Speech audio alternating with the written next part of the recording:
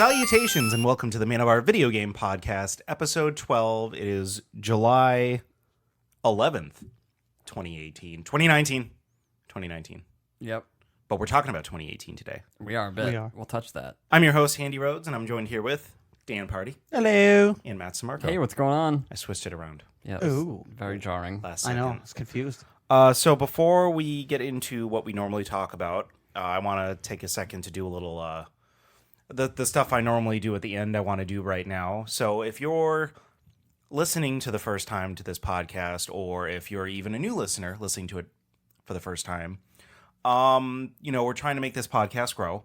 So I implore you to please, if you're listening to this on YouTube, give us a like, give us a subscribe. If you're listening to this on an audio format, a review actually goes a long way. In whatever podcast format you're using, whether it's is it still iTunes or is it something else now? Apple Play or Google Play? I don't know. They got rid of iTunes, but it's still exactly the same to me, so I don't understand. So they did what nothing. happened. iTunes They without the might have iTunes. changed the name. So they got pretentious. Okay. There might be a URL difference. I'm not sure. Or yeah, to be or if you have honest. like Spotify or Google Play or whatever you have, leave a review, leave a comment. It goes a long way. You can come at us on Twitter at Man of Our Podcast on Twitter, and we'd love to hear from everybody. You can also email us at manofourpodcast@gmail.com. Matt gets very upset every time he sees that the inbox has 0 emails. Yep. Send us your questions / thoughts / ideas. Proceed. Thanks, feel like- GLaDOS. You're welcome. Okay. I feel like Ralph on Valentine's Day when he's checking his Valentine's box. Oh, God. Oh, that was so depressing, though. But Lisa Someone- was nice to wow. him. Please, someone choose me. Oh, God. It was a picture of a little train. That was a great episode. That was was one a where Bart fantastic like episode. used the VCR to pause the exact moment where Ralph's heart broke. And for some reason, the slow motion still had his sound on it. It was really funny. What you playing, Matt? I'm playing a few things. I'm playing, this week came out Dr. Mario World on the phone. Yes. I had no idea. Yeah, you shouldn't know. It's not that good. Oh. It's like a... What phone game is good? No, I'm kidding. Well, it's got the Dr. Mario vibe. It has the music, the pills, the little viruses you're trying to kill, but it goes from the bottom of the screen to the top of the screen, which is a little Whoa. different. And it's all, like, instead of dropping like it does in Tetris, it's like kind of like a puzzle, so you kind of place where the pills go to get rid of them. So presumably everyone's starting with the same board, and you could just, like, look up the answers, I guess, but... Oh, so it's more of like a puzzle Yeah, exactly. Oh, solving interesting. game. But it's got that like free to play. You only have 5 lives, and then you have to recharge them over time. So like you'll get a recharge heart every 30 minutes, and if you lose a level, you lose a heart. Is it free? It is free. Because that's not... The other Nintendo games you had to... Well, no, Animal Crossing was free. I guess just Mario Run you had to pay. Correct. Yeah, for. you had to pay $10 for that. So I mean, I haven't gotten to the part where like the monetization is a problem yet, because it's still in that that first hit is free kind of stage where all the levels are easy and I'm not really having any trouble. It's got interesting, like with the friends list, you can give your friends hearts, which is funny, and you can actually see them on the world map, like where they are. So you can be like, oh no, you're 3 levels ahead of me. I have to make that stop.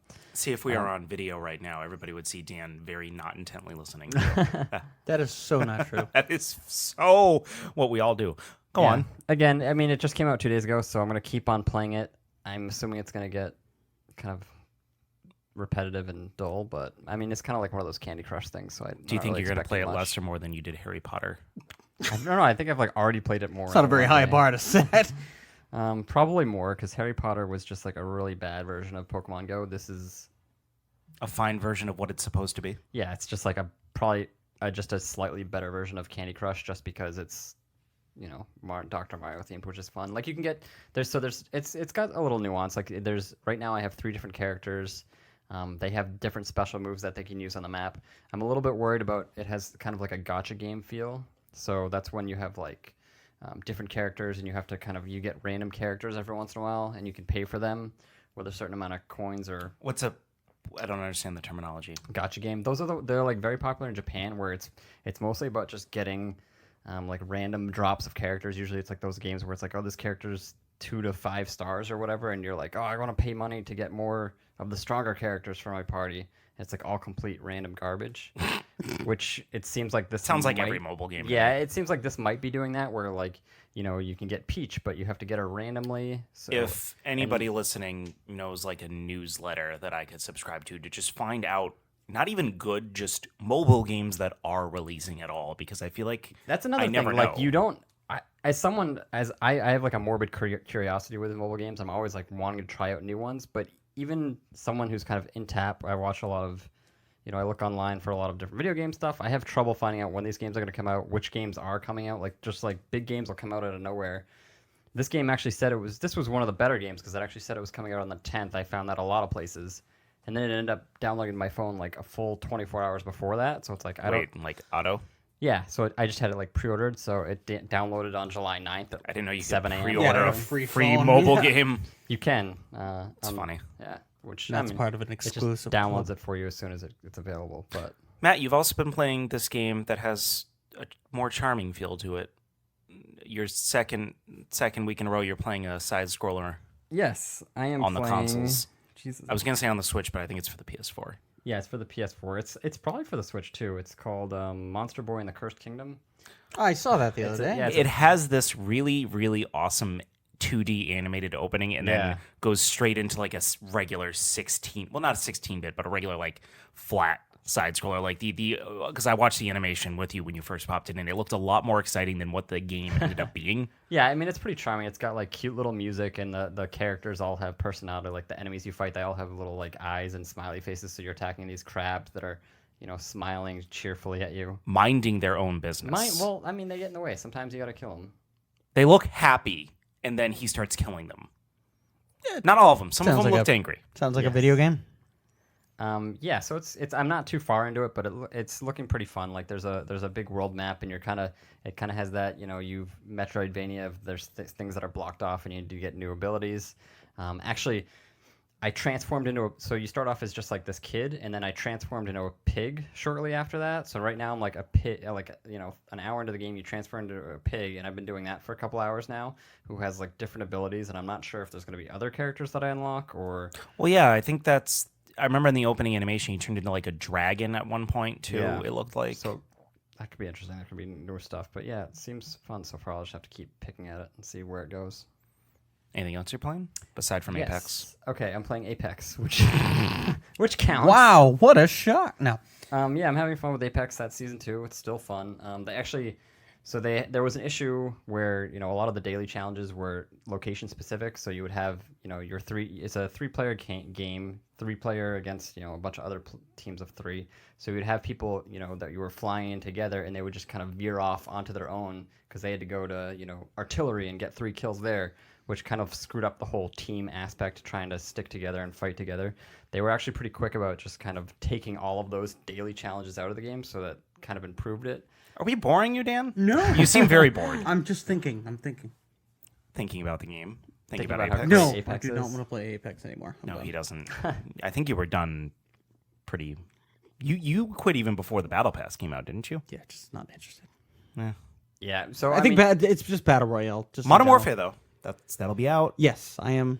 I don't want to cut him off. Go ahead. Well, it's more of the same. We already talked about it last week. I am getting a little frustrated. I was talking about Andy right before the podcast. Like, there's still a lot of challenges that, and this is probably just me being an idiot, but like there's kind of like a skill privilege to them. Like you have to get 3 kills with a certain character, and that's only supposed to take an hour and a half. But for me, sometimes I can go 7 games without getting a single kill. Which I is still just think like, it's because you were playing on ranked. Yeah, that's a good point. Andy pointed out that I was playing on ranked, so I could probably go back to just the general. Where all the news Does ranked are and ranked just- actually make a difference? You notice? Oh yeah. Yes, I definitely notice it's a lot more. Even on the difficult lower ranked. leagues where we are. Yeah. So Well, no, it's not. I don't think it sucks because your teammates ended up being better normally. But nobody's just kind of like going in willy nilly. They're all like actually trying to play the game. yeah, and strategically. then the only problem So I it's have with that harder. is like when I think of a daily, I think of something that you can do in 90 minutes tops. But these ones can take me like it's frustrating when you play for a couple hours and you make no Yeah. progress in a daily. Like those shouldn't have to take that long. But maybe I'll start not doing it in ranked. That sounds like a smart idea. What about you, Dano? I'm in between a few. I just picked up Bloodstained Ritual of the Night. Yeah, I think it's Ritual of the Night. It's like a playoff of Well, Castlevania. let's pretend that Andy's never heard of that game before. You have Just for pretend. I have not. We'll chuckle about it later. You haven't. I'm confused. Haven't. You haven't. You really haven't. You said let's pretend. I know that was Well, sarcasm. now you're just blowing up his spot. Yeah. Way to go, Andy. I was ready to go along with it, that he had... I thought it was pretty believable sarcasm. No, so. I no. Anyway, it's actually it's made by the same guy I think that did Metroid or one of them, but it's a really good like two what do they call it, a 2.5D like side scroller. Oh, because it's like Yeah, you CG can models, yeah, but it's like on a so- 2D plane. I was a little nervous because I wanted to pick it up. Most side scroller stuff I want to pick up for the Switch, if it's available. Why is that specifically? Just it's because side scroller stuff is really easy to play on the go, and I just feel like that's a kind of a good game for the Switch Lend to itself have. well. Yeah, to the Switch, so I just feel like it tailors to it. But I heard a lot of issues before I picked it up, so I was a little nervous because I guess there was input lag. There was a lot of port issues for. I was watching some video. I can't think of the company that does it, but they do a great. They do very in-depth not reviews, but analysis of games. So one of them, they did the game on Xbox One, I think it was, and PlayStation 4, and they did the like how long it takes, like the millisecond, and I think it was somewhere around 30, something like that, 40 milliseconds to for the character to react. For the Switch, originally there must have been an update, but it was like 140 milliseconds. So it was almost 3 times the amount. Yeah, which it doesn't seem like a lot when you're talking about milliseconds, but but if you see it side by side or feel it. But on top of it, when you feel it, yeah, that's the biggest thing. But there's a lot of customization, which I love, even in like a little simple side scroller. Like everything that she wears is, has like a buffer to it. From her headdress to her dress to her, the sword that you carry to, on top of that, you can have a sword, you can have a dagger, you can have, I can't think of, I literally only played it for about an hour, just to kind of try it, because I would keep going back to, Super Mario Maker 2. Oh, Yeah, how's that going? So I created my first level. Actually, I posted it on Twitter, and I got some guy who initially was not too thrilled with it. He literally just tweeted me back and said, "Not my favorite," and I was like, "Ouch." All right. I was just curious, like, oh, how can I fix it? And he was like, I am so sorry. I'm really tired. And he went back and replayed This it. doesn't seem like the normal person you find on Twitter who No, comments on the things. funny thing is, he's actually, like, I've been talking back. I think his name is, like, at the Wiz or something. And I apologize. I know, like I said, I knew that you didn't mean it that way, but it came off funny. And I was like, oh, how can I fix it? Like, what didn't you like about it? And he was like, I'm sorry. I was just really tired and grumpy, and it just wasn't for me. And he goes, I went back and played it, and he left a comment, that said, oh, I liked it. And he must have been the only one that liked it, because I got one, like, heart. Is but, your level like specifically like hard? Because I feel no, like there's like it's two kind of people. There's people that want you to have fun, and people that want you to like. I hate made yourself. I made play it this just difficult, but I also tried to make it so that, like, if you went for the mushroom or something, it would be a more difficult route.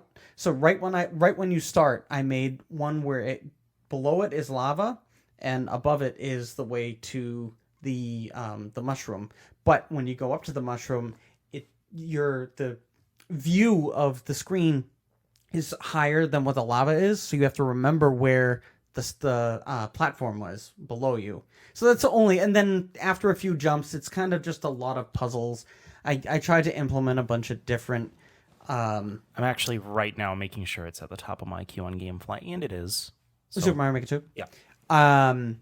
Yeah, so then I tried to mix in a bunch of things. I saw in the commercials there was those blocks where if you hit it on and off.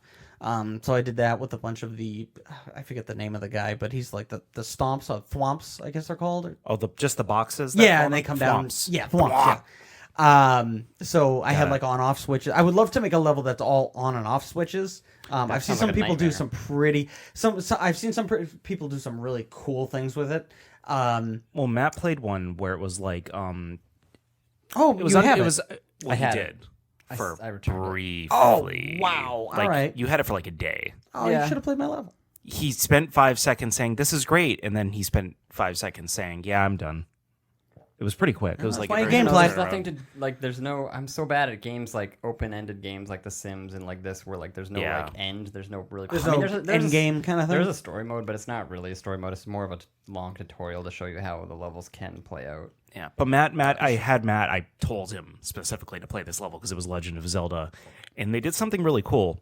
It was underwhelming as a Zelda level because you can't like make your own music or anything like that, so it was just like Mario themed. But you went into 5 different shrines, and I'm using air quotes here, and you had to solve puzzles in each of those shrines to unlock the end of the level and actually beat it. So I thought that was kind of neat, and they used like the on-off switches and stuff like that. I think to get keys or to get, You had to get a like coin, it a was, big like- coin. Yeah, big coin, which was like kind of the stand-in for Yeah. beating the stage. Yeah, so I thought that was pretty neat. Yeah, no, I they did- they haven't even played the first Mario Maker really, so I'm very interested how I'm going to react to this game because I love puzzles, I love building things. So you'll this love it. game It's is either going to simple. be amazing for me or No, it'll be amazing. No, I think it'll be average. I don't think it's going to be something that I play and I'm like, "Oh, this is garbage." I think it's probably going to be like good at best or good at worst. Yeah, no, but it's fun also when you turn on the game and you see a new notification that's like someone's played your game, check it out, and then you can see kind of, even though I saw my completion to like death rate, and I was like, oh, this is not good. I think it was like 4.4%. I was like, it's not that difficult. I'm Like, just worried about how much time I would waste building levels because I mean, you saw me in it's Fallout not 4. wasting. It's fun Yeah, because but you get all right, comments. not and- wasting and like I'm having fun, so it's not wasting my time. But you saw me in Fallout 4 and what I was doing with like the Yeah, settlements. but that's not a and stuff waste. Like... On top of that, No. I have other games to play. Well, you have other games. But at that point, you're still playing Apex. I mean, that's technically the same thing. You're not getting anything done. But that's what if you're enjoying Matt, he doesn't understand about the challenges. There's challenges every day. There's- When you get to the end of the day, there's more challenges the next day. There's challenges. There's never man. not that is not new a good reason to challenges. keep playing that game. Well, I'm also having fun. I mean, playing that like if game. you're having fun with it, but I'm Matt does not I understand. mean, who's going to do your- the challenges if I don't do them? I don't. Matt, there's other platinums out there that you could get. I got to get to my But the platinum, top of the- platinum coins, platinum, battle Matt. pass. I got to get to Platinum. level 1. Just want to like dangle like platinum trophies in front of Matt. Now you said you were. Oh. You said you were playing the online levels, and how are you doing that? How are you playing the online levels? No, that was my wrist elastic, and it just snapped. What? Something about How online are you levels. playing the online levels? Oh, I did the. No, I thought you didn't have the internet. I did. What? Yeah, isn't that why he doesn't play Ouch. Ghost Recon? Slow burn. I'm sorry. Dan, Again, if a retort? game. No. It's going to be a running gag. No, I don't want it to be a running gag because it has an offline mode. That's why I bought it. If it was just strictly online, I wouldn't have bought it. There'd be no point. Once the game servers are gone, you can't play it. I'm What's excited wrong to with play that? it. Matt, Dan, just accept the joke. I don't want to accept. I don't care. Anyway, and then the last one I'm still continuing to play, but I'm starting to. Vampire. No, well, Vampire, yes, I got pretty far in that. But Sinking City. But I'm also noticing a problem already where it's not good when you're playing a game for 2 hours and you're already going, wait, did I already go in this place? And that's not because you've gone in the same place. It's because it's copy and paste. Was this the crime solving one? Yes, the Yeah. crime and the investigations. You play like such a plethora of game, like in a good way that it's hard for me to keep track of like what because all the titles kind of run together. Yeah. after Oh, a absolutely. while. But You said Sinking City, and I thought of that game they premiered at E3 where you're on like this floating. It's a side scroller, and Oh, the no, city's yeah. sinking. It's a very different game than what I'm looking. As soon as I saw the cover, I'm like, oh, I remember him talking about this. Okay. The unfortunate thing too with it is the game has moments of like sheer brilliance. Like at one point at night, there was like a dark fog that like took over, and I was like, oh my god, this kind of feels like Silent Hill. Of course, it's nowhere near. It can't even hold a candle. Was to this Silent also Hill. like a full price 60 game though? Yes. Oh, it was. Yes, it was $60. I mean, there's a lot of content in it, but the problem is, like every detective or every case that you get just feels the same. You go up to a guy and he'll tell you, "Hey, I got some case for you," and then he'll give you a place, and it's never a location. I understand they tried to not really hold your hand. Oh, like to give you a vague description. Yeah, but it's not really a vague description. At this point, it's so Is this the H.P. Lovecraft one? Yes. Okay. And Sorry. no, that's fine. But they'll just tell you, it's between this street and this street. It's at the intersection of this street and this street. And it's like, at this point, just give me the friggin' place. Yeah. Because then you end up walking around and you look for. They have these signs. They have different hashtag signs. One of them with 1, 2, or 3 lines, and they mean different things. One of them, if it's 3 lines, that means like I think there's an enemy inside. So be careful. 2 lines, there's meaning like an item. Number 1, I think there's like something that involves like a case, like that you can it's find. funny because I almost wish, because I was saying about Spider-Man when they had you do certain things in that game, I wish they would do that where they would have me try to solve where the thing was going down. But yeah, in the end, it ends up being kind of just a waste of time. Well, that's what this one feels like. But the puzzles and the actual, like, you can set it to 3 different, I think it's 3 different types of difficulties. One of them is you get no hints at all. So if you find a hint, like I didn't even realize it. I was playing it on medium and I was reading some item. And I was like, what do they want me to do with this? It looks like, and it says something like, I need to investigate this further. And I was thinking, probably need to look around, maybe solve some other cases, and then this one will unlock. And I was getting sick and tired because I found out you don't get a weapon or a better weapon until you finish this one. So I was like, all right, I'm just Googling how to get this next weapon. It was like, you need to finish this case. And I'm like, well, why can't I finish this case? So I turned the difficulty down on the detective part, and it gives you a little symbol that says you need to, like, a hint of what you need to do next. And it was, I needed to go to one of the reference books, and you basically put in 3 Probably something you'd never think to do. I mean, I would have thought to do, but the information was so vague because so there's a university, there's a library, there's a police station, there's an asylum, there's a medical facility. Each one has a book of like information. Mm-hmm. And if you have 3 bits of criteria, whether it's the district. This sounds exhausting. Yeah, that sounds really complicated. It is. This is like Matt trying to explain the Season 2 Battle Pass to Apex to me. I'm just Okay. like, let me play. Well, There's just stars. basically, there's like 4 or 5 different things you can do. One of them is you look in the reference books. 2, you actually go and talk to someone. 3, you actually investigate something. There's another one. I forget what it is. So you just But didn't think to look in the reference I just book. didn't. Well, you have to know to look in the reference book and which reference book, because there's like 10 around the whole map. So you can spend your time like just wasting time. I ended up getting confused because there's the university library and then there's the actual university, and I didn't know which one he meant. So That was like me with Breath of the Wild. I got all but 2 shrines on my own, and I'm like, I could walk around for another 20 hours and not find these, or do I just want to look it up? Because that kind of goes back to your idea of, are you like having fun? And at that point, if you're the thing.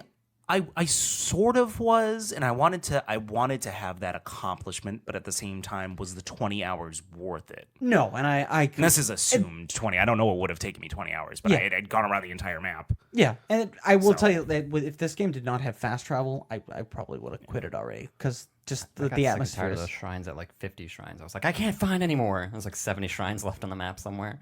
Not only that, if you don't have I don't know like how the I couldn't energy, find them. if you don't have the energy for like climbing things, that yeah. it became so frustrating. I get to the very top, and all of a sudden you'd fall. It's like, I don't feel like climbing that again. So speaking of quitting, I quit Metro pretty quickly.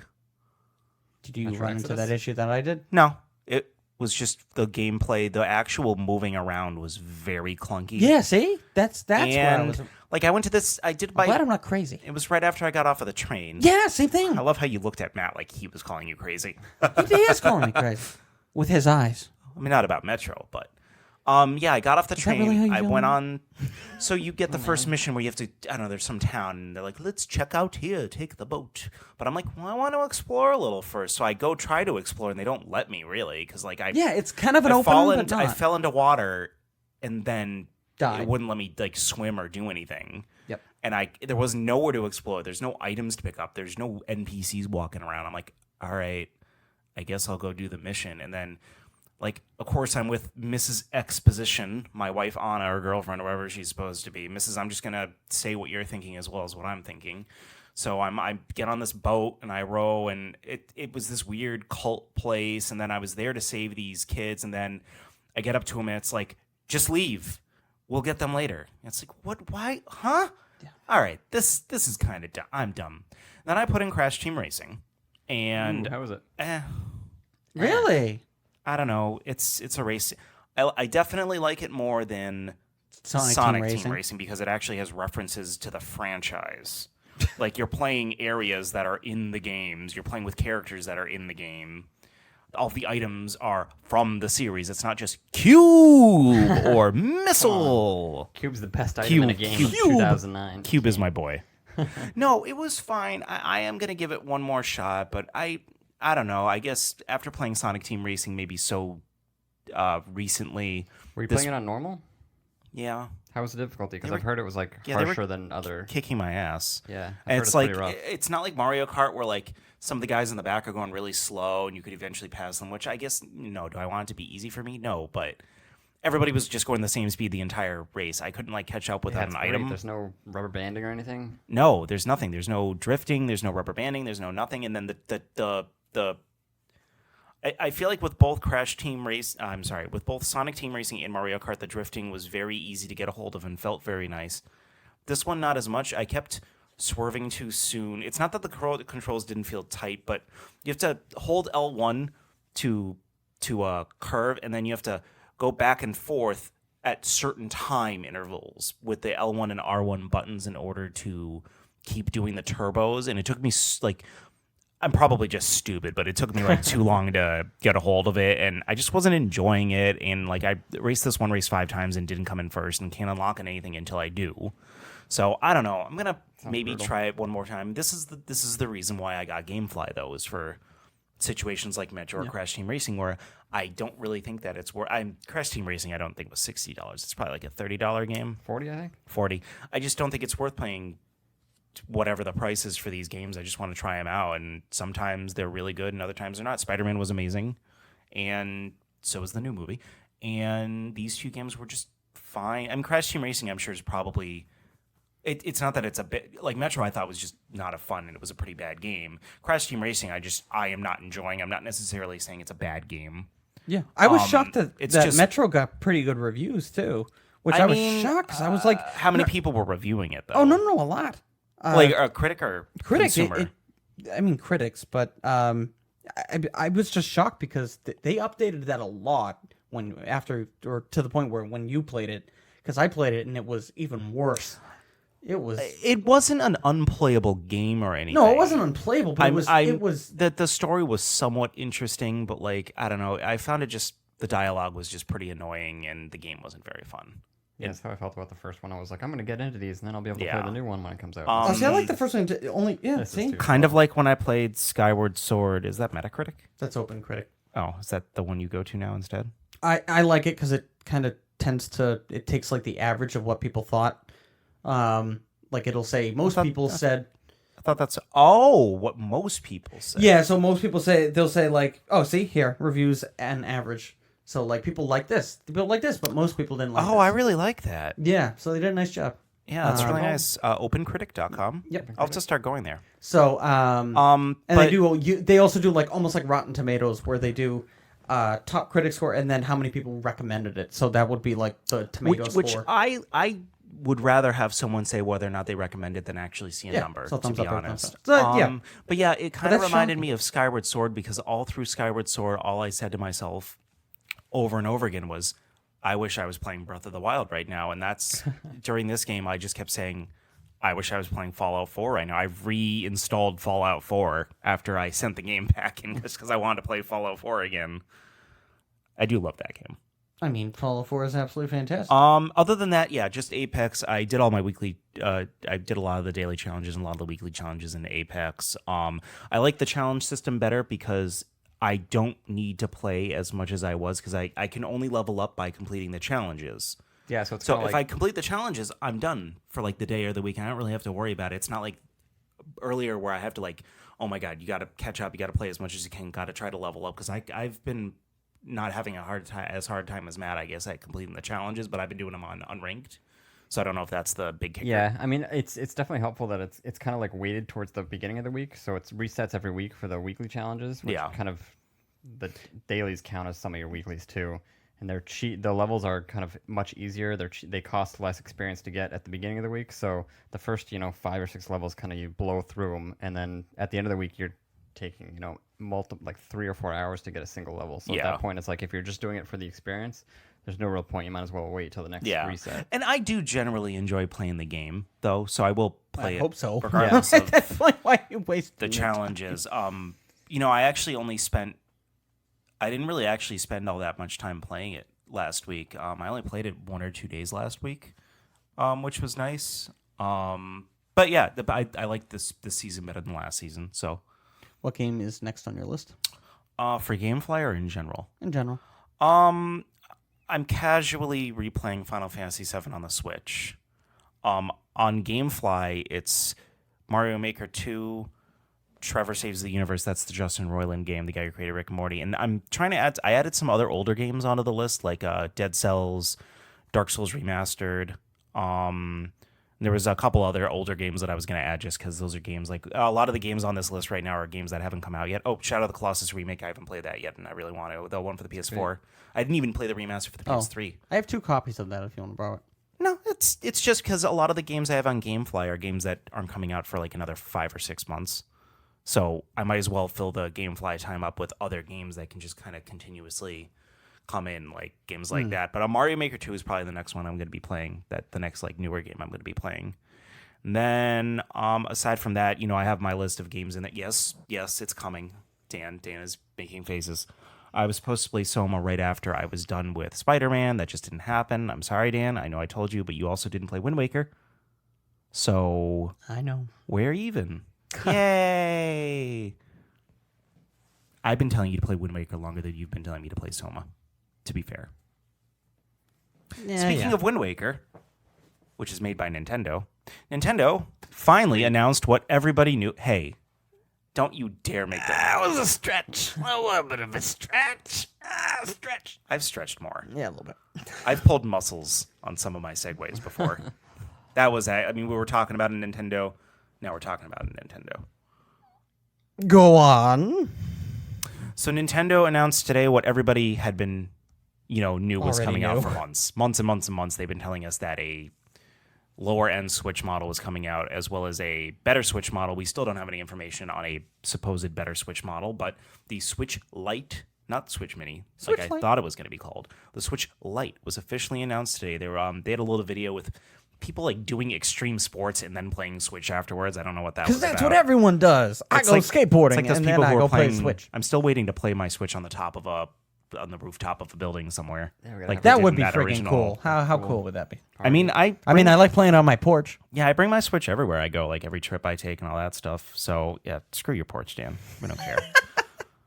running So the big details to take away from the difference between the Switch Lite and the Switch. Will you stop that?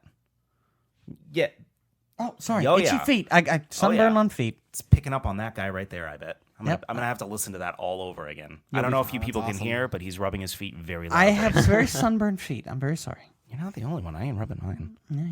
Yeah. So the Switch Lite, no detachable Joy-Con. All right. So again, I want to. Oh, it wasn't too non-detachable.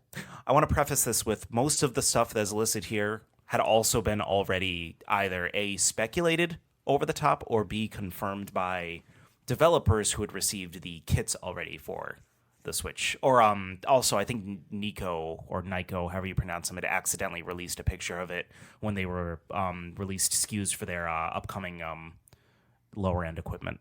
That is very true. It is They're kind kind of of what they junky do. and stuff. It is Some of it's all right, but most of it's just lower end. I mean, I remember the Wiimotes they made compared to Junk. yeah. So the Switch Lite, there's no detachable Joy-Cons. They are asphyxiated to the console. It is like you're playing a Game Boy Advance. It's just asphyxiated right on there. From what I was reading, there's no TV mode, and I also read that it play it on doesn't dock. work with the Or dock. dock. Okay, so there's a difference between not working with the dock and not being able to be played while docked. Because I don't know if you didn't, Dan, but did you see the video? I saw some of it, So but I was in the car. So It I couldn't has really- all of the little things on. It's like they took the Switch mold and just made the Joy-Cons permanent. So it looks like it can still go into the dock. Just you can't play it on the dock. So I'm wondering. Well, then why would you want to? Just to charge it? Well, yeah, that's what I'm wondering. Well, Can wait you a minute. still At that charge point, it on the dock? Can you plug it directly from the television into the system, and at that point, it's considered docked? Because the dock is Well, only... no, because you'd have no way of controlling it, I guess, unless you use a pro controller. That's but what I mean. No, it said there's no TV mode. They took that out completely. It doesn't come with a dock. It doesn't come with an HDMI cable. There's no TV mode. But why would you still have it be able to charge on the dock? Just for convenience? Maybe. Like, oh, let me don't have take that my confirmed, right? Switch off of the dock so I can charge my Switch Lite. That just Maybe. seems pretty Yeah, weird to me. because then, when if you like, God You'd have to forbid- take your Switch off. Yeah, That's so weird. that is weird. Anyway, so that's just something that I noticed that I thought was a little weird because it does look like the mold, unless that's not the final mold, but I doubt they would release this whole video and everything with it not being the final mold. The screen's a little smaller. It went from a 6.2-inch screen on the Switch to a 5.5-inch screen, which doesn't sound like a lot, but then you see it side by side, and it's like, oh, that's a pretty sizable difference. Battery life is a little better. I want to put the emphasis on little. Yeah. It went from 2.5 to 6 hours to 3 to 7. It Oh didn't. God, that's not even a Hooray. really big boost. But You'd think for the smaller system. if the system's smaller, I'm wondering if the battery is actually smaller, but battery technology got better, so it's more powerful. Maybe that was the trade-off. Oh yeah, that's true. But I didn't look at the specs of the system or anything like that. Yeah. Yeah, it does not come with a dock or HDMI. It comes in 3 colors: gray, yellow, or the one everyone's gonna buy, turquoise. Hooray. There was also, I thought, a Pokemon one. Yeah, there's a special edition Sword and Shield one that's coming out. No one's gonna be able to get that. It's gonna be so limited. I don't know. It depends on how much they make. I don't know how they do when they make special edition. I mean, Majora's Mask, 3DS. Oh, Christ. They do not do a good job making a splendid amount. Matt, what are your initial thoughts on all this, aside from the fact that nobody was surprised and we all knew this was happening? I think it's so stupid. I don't understand who this is for. The Nintendo Switch is already the budget version of Nintendo Switch. It's like a $300 system. It's it's lower tier than your. Oh, that's PlayStation something I forgot to 4s. mention. It's $199. $200. Yeah, so Yeah. this is $200, which seems like a decent price, but I can't imagine anyone's saying to anyone, "Oh, you should get that," over the $300 full version of the Switch that has a bigger screen that you can play at home. You can play. It can easily travel to a friend's house and you can play it on that TV. The screen's smaller on this new one, so it's not going to look as good. I mean, maybe it's technically a little bit easier to transport, but the Switch that I have now, I have a case for it. Like I can kind of carry it around with me wherever I go. Like No, you yeah, said, you can take off the Joy-Cons. whenever you go on trips, you I'm can pretty play. sure the point of the system is already that it's portable. Exactly. Yeah. Yeah, that's the whole point. Yeah, Exactly. unless it And folds in half. Like, I don't get what you can what this actually, is when you for. have the base, I guess we're calling it the base console now, you can actually pull off the handles and play it like docked. It'll stand up on it. Has a little stand, so you and your friend can play together right next to each other. So it's basically like you're paying $100 less, but they're taking out most of the tons of great features. a lot of the great features and functionality of the system. Yeah. If they actually made legit, like just a miniature version of the Switch, detachable Joy-Cons, but just smaller screen, TV mode, I feel like that would be appealing for a lot of people that just want to be on the go and want something quick. And then fix little things like extended battery, except the battery was an extra hour and a half or 2 hours, instead of an hour or whatever it Yeah, is. you would. Or half an hour. I mean, you would think because it's not charging the Joy-Cons that the battery, because that's 'cause they also it took charges the Joy-Cons when it's attached to the. Well, yeah, but Correct, it's not okay. using the Joy-Con battery I don't when know if it's you mentioned plugged this, in. but they also took out like the rumble and the the gyroscopy stuff. Oh That's my true. God. Yeah, they took out the HD Rumble. So you can't play some certain games on it. There is a Correct. list of games that are either gonna not be able to be played on the Switch Lite, which we all No knew 1-2 was switch. every time How many someone ice brought up cubes? this whole Switch Lite thing in the whole, because that's what they've been saying for a long time. The Joy-Cons weren't going to be attachable. How are you going to play so many games? Mario Party, you need to have detachable Joy-Cons in that. Well, the Rumble feature is like half the mini games. in like- Mario Party. Yeah, Yeah, some of them are like, feel the whatever the pulse is the highest pull or whatever. Zelda, you have to use the motion Gyro, yeah. controls once in a while. So I haven't looked at the list of compatible games, but they made compatibility modes for a lot of the games. So I'm assuming something like Zelda, where it was very minimalist, what you needed the stuff for, they probably just made it so you use the joystick instead. I feel like this is going to be like the Vita, the PlayStation Vita, like where they came out and they were like, oh my God, and, well, Vita and then Vita TV. And they were like, oh my God, you can play all your Vita games on the Vita TV. And then they were like, here's a humongous list of all Vita games that don't work on the Vita TV. And it was everything that used touchscreen, which that was the whole big feature I of was the Vita. also going to ask, like, what Vita games? Like everything. No, I mean, it barely had any games to begin I know with. that, but even then, like, it didn't even, and for some reason, it didn't even allow me to use, like, simple games, like Metal Gear Solid, like, PlayStation Vita. That game only had, like, an option of, you can use the touchscreen as, like, an, like, alternate mode to, It like... wasn't required. It wasn't required, Yeah. and at that point, I still couldn't use it. Apparently, there was a hack that if you go in, you can download firmware that allows you to play certain games that were very, very restricted, or it used a very, very limited amount of like Could have touchscreen used features. in ways that just weren't noticeable. Yeah, So, I have a lot of things to say about this Nintendo Lite. Which, by the way, I don't like that it's called the Nintendo. I'm sorry, I don't like it that it's called the Switch Lite. I would have preferred the Switch Mini, simply because the first thing I think of is the DS Lite, and the DS Lite was the DS, but everything was better. This is a Switch, but everything is worse. I feel like the light makes more sense for lighter.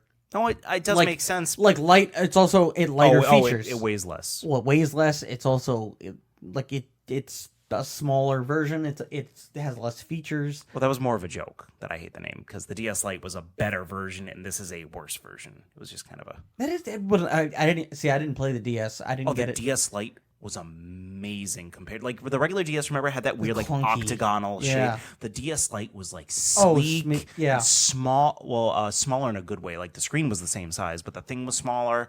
Backlight was better. Stylus was bigger. Everything about it was amazing in comparison to its predecessor.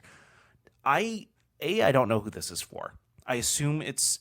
I don't know what market research they did. I feel like it's just got to be for parents that want to get their kids like a portable system that maybe, I don't know, don't really. I feel like know any a lot. parent that does like 5 minutes of research will realize that the regular Switch is a better deal for $100 more. But Well, not only that. Well, I guess at this point, if they were sick and tired of the potential chance that they could take over your television, now there's 0% chance that they're coming to take my television. I guess. true. Or that, I guess, if someone just loves mobile games. That's true. So at that point, No, I'm sure, and I'm sure the sales numbers for this system will prove me wrong, since every time they did a new iteration of the 3DS, it sold like gangbusters, and they also, most of those were paired with a new Pokemon game, which this one looks like it's probably gonna. Is there a release date for this? I didn't Yeah, see September anything. 20th. When's Pokemon come out? November? It's a good question. I don't know. It's probably. I think Pokemon's probably November. Dan, do you want to look that up while I finish my Sure. thoughts? So here's a few things. There's a few things they could have done here that would have changed my mind on this. One is maybe make it $50 cheaper. I think $200 is too high of a price tag for what you're getting and what they're offering, because I don't know who you're going to attract. You're not going to attract anybody who already has a Switch, not for $200. You're not going to. I mean, maybe like the kids where they don't want them using the TV. Just take your little phone game and go play in the corner. The other thing is, if they had done something, I know it would have been really hard. Do something to make it a clamshell design. We have a date. It's November 15th, 2019. for That's Pokemon when Sword Pokemon and comes Shield. out. Oh, when does the Switch Mini Lite come out? Oh, I think you said September- 20th. Yeah. 20th. You were- Oh, I asked you about yes, Pokemon. yes, you did. I'm good at this. I followed what you asked. So yeah, it's about a couple months before Pokemon comes out. So I don't know. I don't know how it's gonna sell, but yeah, if they didn't like you mentioned, a clamshell design or something to protect the screen, where it's it's mobile only. Like you think you. It looks But it's kinda not like ugly too. It's to not be small honest. enough to be much more portable than the regular system. So it's like even the things that it's trying to trout is like, well, this is what it's so much more portable. It's like not really. Yeah, they should have maybe made the screen. marginally. They could have made the screen a lot smaller. Maybe not a lot smaller, but smaller enough to like change the design of the system. It feels like they got really lazy with that. Yeah. And I just don't think any research was done into who would be buying this. I don't. Again, they're gonna prove me wrong. I'm sure it's gonna sell great. I'm gonna be proved wrong, but I'm not gonna I be. don't understand how. I don't understand why. I mean, sure it'll sell, but I don't really. Do you know understand what the else use sold case for really this. well that nobody thought was gonna sell well at all? The 2DS. That thing was. Yeah, but no. See, I can see that though, because it did not allow 3D, which for a lot of people, that was a big problem because they didn't want kids to be exposed to this. Yeah. So that was a safety. And on top of that, I guess having everything open instead of flipping in the hinges, I'm sure a lot of kids played with that hinge. But they eventually made a hinged one later on. They made a 2DS No, XL. it's unhinged. So at that point, the like they don't have to worry about the hinge breaking. No, but they eventually made a 2DS XL that did fold. They did. Yeah. Oh, right, they did. Later on, like that was the last one they came out with. Oh, right. I don't know how good that was like after the Switch was already the out. 2DS so. I can understand because it removed that feature, and for a lot of parents that freaked them out. Yeah, So even though you it can looked, turn it off it really is easily. hands down one of the ugliest systems I've seen. In Looks like a long wedge of time. cheese. It really was does. like, oh, this is only, it was like less than $100. That's what I'm saying. I Oh, think price it's- point was actually very yeah. good the too. Now that I think price about it. point on this, I think, is gonna kill it. $200. If it was 100 or 150, that would be like 150, I that's think. like the mobile version of it. Like, oh, okay. And for the people that have the 3DS and they just don't feel like getting that console Yeah. version, I feel like this will be a nice jump for them. Well, but like it's just- like Matt said, go more in on the whole. It's a smaller, more portable Yeah. thing, and then that way they could have made it a bit cheaper. It would have been using less power. Maybe the battery life would be a lot better at that point, and then like maybe it doesn't have to be the clamshell was more of a that would be really awesome if it was a clamshell design because like the Game Boy Advance SP was just like that amazing like oh my god it folds now the screen's protected type thing. It was really the cool. backlight already built in. Yeah, like if the Switch had just done something like they went half-assed with it. It's $200. I'd rather just pay the extra $100 for a regular Switch. Well, maybe the Pro. Hopefully, the Pro won't be a disappointment. And on top of it, the games you can't play. Oh my God! Alright. Yeah, that's a huge kick in the I face. just imagine being like every time a game comes out, you gotta like look up if it's Yeah, gonna work. research I it. imagine they're probably gonna be better about making the newer games work on both of them. But then like every time you want to play an old game, you'll have to be like, all right, is this a game I can play? I have to double check. Well, this. now Do I I'm have to more look worried online? about the newer games being dubbed down just to work on both systems. That's true. They'll probably require that your games have to work on both, so there has to be some sort of other mode or something. Probably hell for developers too. This is the type of thing that Nintendo doesn't think of. Yay! Step back. Damn it! But then there's also the supposedly Switch Pro, which if you were going to release a Switch Mini like this, release a Switch Pro at the same time at that higher price tag to differentiate it a little more. So now, say you're discontinuing the regular Switch, have the Switch Lite come out for that $200 price, and then look at the comparative price between that and the Switch Pro and be like, oh, that's a lot cheaper. Yeah, if it was like 400 or something. This is for the Pokemon people. That's what it's for. This is for the Pokemon people. Yeah. Pokemon's going to work on it. It's going to work on it fine. That's who it's for because Pokemon was always played in that handheld mobile state. But you can play Pokemon on the regular. I know! Switch. That's what's what you should do. infuriating. Mobile Go listen to system. this. That's what you should do. Pikachu is so angry right now. Look at him. Oh, he's so adorable. Again, He's no visual format to this podcast. Nope, doesn't have to, but they know. He's an do electric not. rat. If you're new to the podcast, we have a mascot at the table. His name's Pikachu. He's a little stuffed animal. He's Matt's, and he's the official unofficial podcast mascot. Please don't sue us, Nintendo. I beg you. We don't have any money. They're pretty into suing people. They are. Oh, didn't they? Oh no, that was Disney. I saw Disney wouldn't allow this guy to put like Spider-Man on his kid's grave or something like that. Oh, geez. That has nothing to do with video games. I just thought of that. So morbid. Arkham. Why'd you have to take us there? I'm sorry. That was a dark place. Arkham Trilogy is coming out though. They're re-releasing the remastered versions of Arkham City and Arkham Asylum, as well as putting Arkham Knight on there, which is already for the current gen systems. And they're packaging it together for the 80th anniversary of Batman. Sweet. When's that coming out? Do we know? It doesn't. It You was. can already, It was you can already get it. accidentally. You can already rent it now. Well, That's the weird thing. the trilogy was accidentally leaked, so I Yes. don't think it has an official release date yet. I'm the No, the person- trilogy was officially announced now. Oh, it is officially. Does it Yeah. have a release date? I will check. That's odd. That's what Dan can be like, our fact checker during the podcast. Well, he has all these like good avenues he goes down for stuff like that, or unless he's just using Google the whole time. No, I know like GameStop tends to have really good. Oh, there you go. See, he knows this stuff. I don't. He's much better with that than I am. Ooh, Arkham City Armored Edition. Anyway, So, anyways, I just paused there for absolutely no reason. I'm very sorry about that. I'll cut that out of the podcast, as well as I'm going to cut this Keep it in. explanation. Keep it in. Keep it in. It's important. It's My important. friend told me that we're not allowed. We don't have to be a good podcast until you get to 20 episodes. The beginning is just learning how to do it. So Really? Because I've cut out a lot so far. Are we allowed to be flawed? we are, and for the next few weeks until we get to episode 20, then we have to be fantastic and always entertaining. What does episode 20 do? Does that like get us a bump up on the podcast network? No, it's just It's just a thing. Is it arbitrary? Is it made up? Yep, completely made up Okay. and arbitrary. So, anyways, I didn't play the remastered version. I have not. Arkham Asylum, I have very fond memories of. I played it for the 360. I smashed through that game. I was really That was a excited. blast. I was a huge fan of the animated series. They brought back Mark Hamill and Kevin Conroy to do the voices. I thought there were more voices from the original show in the game, but I guess they're not. I was just under that impression originally. Played, burned through that game as soon as I got it. That was like on that gen, like the Xbox. Oh, Dan has We an have a update. release date. It is September 6th, 2019, and that we have the cover right there.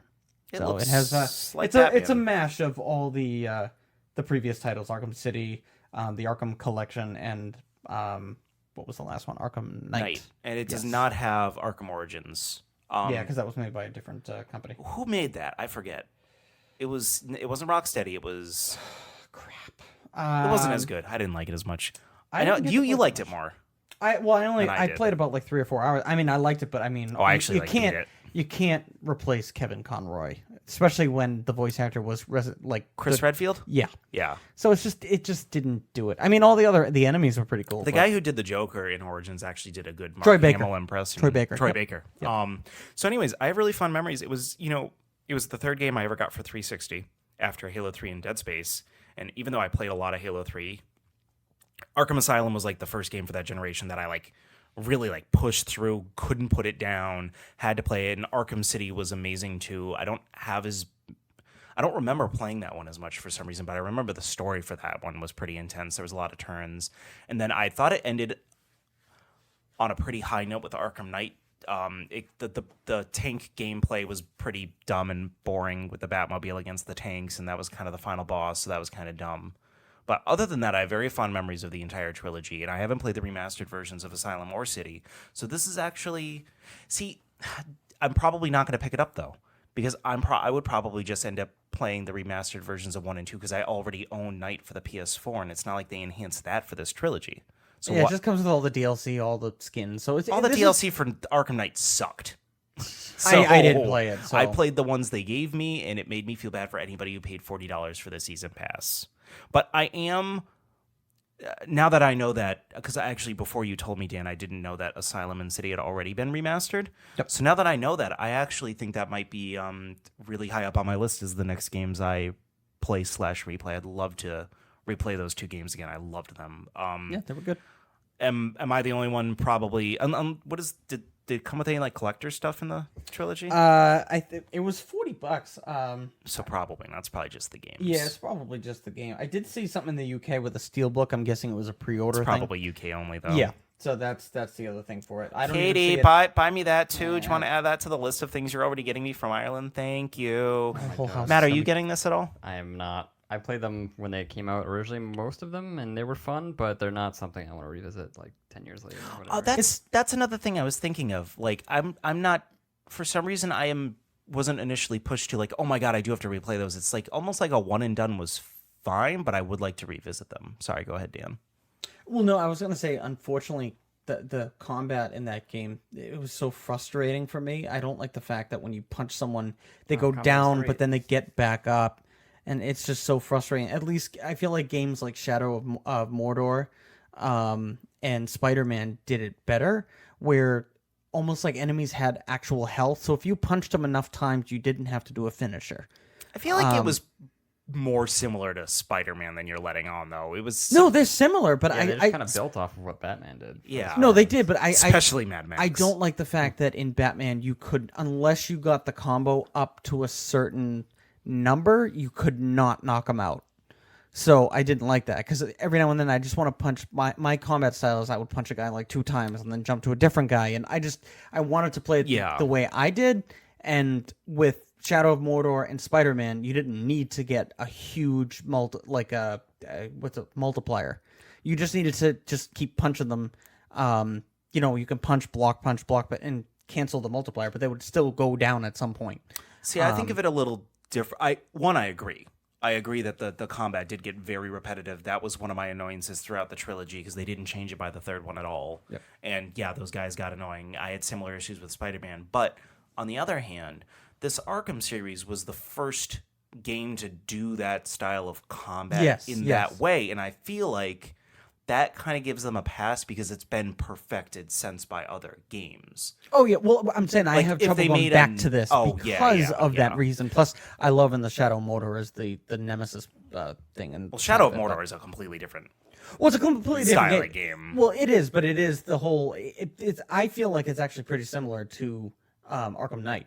It's an open world game. It's the same style of combat. I mean, Batman can fly. This guy can climb up anything. Yeah. So I do feel like they're the same thing. It's just I if I had to choose and go back, I just like the Mordor part. Plus, it's gory compared to Batman, where he's like, I'm gonna punch you. Oddly enough, I remember Arkham Knight was the first time because I got my PlayStation 4 in November of 2014. I think Arkham Knight was probably my second or third game for the system, and that was the first game that really presented to me like, wow, these graphics are impressive. Because you start out, it's like raining, and you can see all the water dripping on his costume, and then there's that cool cutscene where you get into the Batmobile for the first time. I was so excited to get in the Batmobile finally. So, well, it's Kevin Conroy too. Yeah, The actual, Arkham and then Knight, Mark Hamill as the Joker. I feel bad for anybody who played Arkham Knight on PC because the port was really bad. But for console, it was great. I loved the game. I called the main villain from the get-go, though. But that's because I'm a Batman fan, and I knew. Dan was really upset that I guessed it. Mm-hmm. He said was, it like trying... a week into the game, and I was like, "There's no way you won't go." Oh, crap! I said it before the game came out. That was probably like I think it was. Well, it was either that or the day or two that I got it. Weren't you trying to throw me off too? You were trying to make me. I didn't want to ruin it for you. It didn't ruin it. I could tell because they were going into. I don't want to ruin the game for anybody who hasn't played Arkham Knight and maybe waiting for the trilogy. If you haven't played any of the games, please get the trilogy when it comes out. $40, it's worth it. A lot of content for $40. Yeah, great games. It's just again because I already own Arkham Knight. Yeah, there's no for the reason. PS4. For the already owners, they don't need it. I mean, I guess I could kind of see myself selling Arkham Knight and then buying the collection instead, but I don't feel like the games have a lot of replay value. Especially because the first time... They don't even have any value anymore either. They're like $10. Well, especially because the first time I played through them, I did everything. I got all the Joker, all of the Riddler trophies and everything. I platinumed those games. So... That's crazy. It's probably another reason why I'm not like too over the moon to go back to them. On a different topic, I don't know if this was on your list, but did you or either of you gentlemen see the potential leak for Grand Theft Auto 6? I heard rumblings, but I also heard that it was a little muddled. Was there some real leaks? Was there some real? There was two really big sources. Inside Gaming Daily did a whole video on it. So I didn't see that. I haven't seen their videos in all week. Do you know why I haven't seen their videos all week? Why? Because I have the Mana Bar Podcast YouTube channel connected to my PS4 right now because I was streaming gameplay and it doesn't have any of my subscriptions. And in order to go back and forth, I have to actually unconnect the YouTube channel and reconnect mine. So instead I've been using my TV, but the TV is so much slower at doing things. I don't care how smart your TV is, it's slower at doing things than the PS4. PS4 you can flip through all the channels really quickly. My TV I'm like down. Yeah. But anyways, I haven't seen their videos all week. But so I was really upset so about at that point, this is a few sources that actually talked about it, and so according to the leak, they're saying that this game is going to take place in Vice City again. Yes, the best GTA. Yes. San Andreas sucks. Now, I disagree. Ouch, I disagree too. I thought that was an awesome location. No, it's a good but game. it's just, also I'm sick of going people to, saying it's the best GTA. according to the leaks, it's going to take place in different decades as well. So 70s, 80s, and I guess at some point all the way up to modern day. I just want. I mean, we all know how much And I love the 80s. Matt loves the 80s too, right? True. Yes.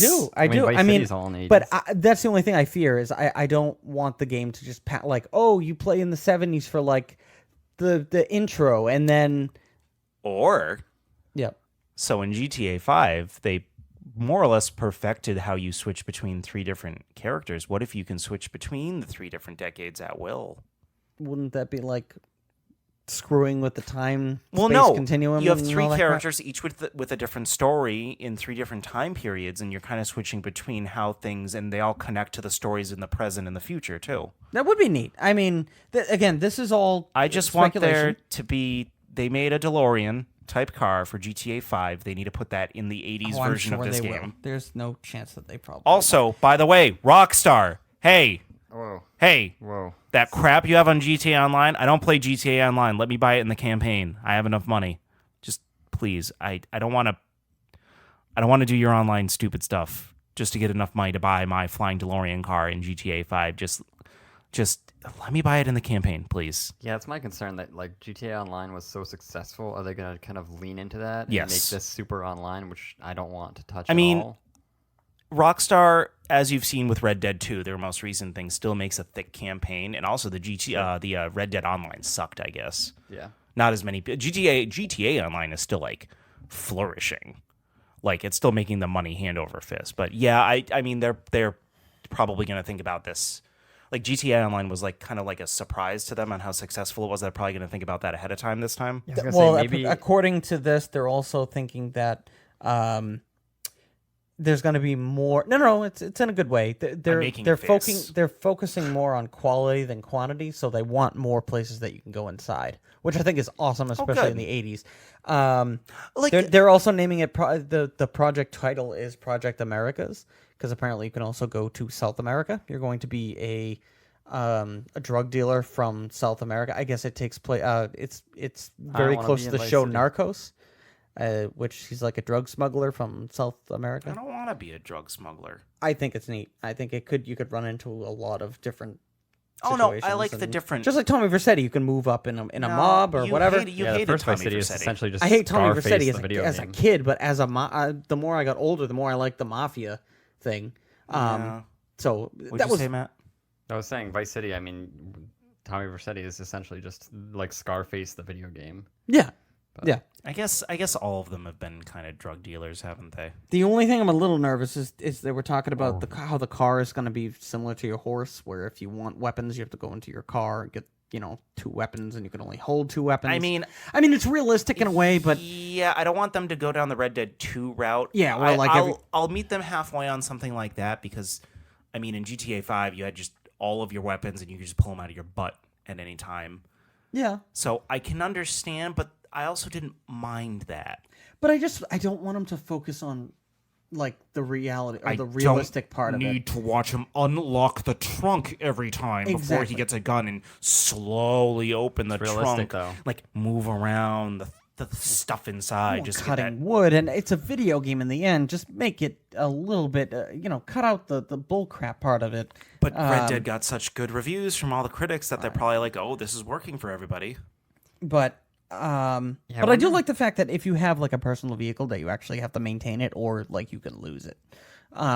So you can't drive it like a freaking idiot, or you're gonna have to pay a little bit of money to see. I like that. But you still have to do that. You had to take it to the garage and get it repaired. You already had to do that. That's Or you could just put it in your personal garage and it would heal itself overnight. Is that what it is? I don't know. I'm fine. Car healer? I don't need the game to be too realistic, though. Like That's it, yeah. GTA 5 was perfect to me. Yep. It was a great game. It was fantastic. I didn't need them to add anything into that game. But if what you're saying is true and you can go into more places, that's awesome. I'm actually excited about this. Now there have been leaks about names. There's 2. One of them is Ricardo. The other one I'm actually kind of excited for. Is this a GTA 3 nod? No, Oh. I don't know. I could be Ricardo. It's just Ricardo. No, the other name. You like GTA 3, so I thought it was going to be a nod to GTA 3, the other name. Oh, I don't even remember the names. Of What's the anybody. other name? Casey. Why is that interesting to you? Could be a girl Oh. as a main protagonist. How's it spelled? Kacy. Kacey. Casey could be both. Yeah, I don't know. So I don't know anybody named Casey. The in real idea, life. yeah, but the idea of a female lead in Grand Theft Auto, I think would be fantastic. There was one of the girls in Grand Theft Auto 5 that she was like the hacker, and she had like a really cool, like very independent kind of personality to her, and she was very. She was one of the, like, yeah, she had, like, But she would make, I feel like, an interesting character, and I think she came back in a few like online missions. Well, and you could pick her in your heists Yes. too. But I feel Yeah. like that type of character, that type of Tomb Raider kind of strong, independent woman would be a fun character. So you to could have play had as. all three of the guys in GTA 5 be women, and I would have still liked it the same. That's never been like something I've ever really thought about. But I mean, Well, it's cool. People flip out about it's everything. cool because so- like there hasn't been one yet, so that is Yeah. really cool if that's true. yeah. But on top of that, mostly I feel like Vice City and all the ones previous up till 5, it was very male oriented. It was always yeah. a guy. I It was mean- always you're dealing with the mafia. You're always dealing with guys. I mean, the games were made for boys. Well, they were, but Grand Theft Auto 5, like he talked to his Franklin talked to his mother a lot. What's his name? Michael had his wife and his daughter. So there was a lot of female. Even San Andreas, the entire point of the story was your mom was killed.